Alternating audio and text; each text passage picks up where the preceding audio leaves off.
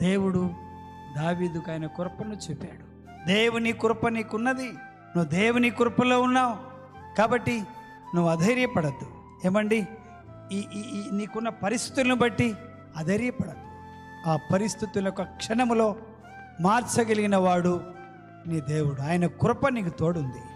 ఆయన కృప క్షణములో నీ పరిస్థితులను మార్చగలిగే శక్తి కలిగిన కృప దేవుడు ఉన్నాడు.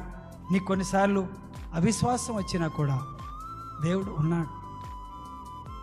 దేవుడు నీ స్థితిగతుల్ని గుర్తిస్తున్న వాడై ఉన్నాడు. నీ పరిస్థితుల్ని సరిచేయగలిగినటువంటి వాడిగా ఉన్నాడు. పరిస్థితులు సరిగాలేదని ఆయన లేడని అనుకుంటున్నావా?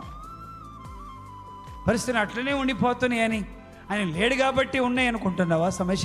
సమస్యలకు భయపడకు. వాటిని ఒక క్షణములో తారుమారు చేయగల శక్తి ఆయనకు ఉండింది. ఆయన కృప గొప్పది.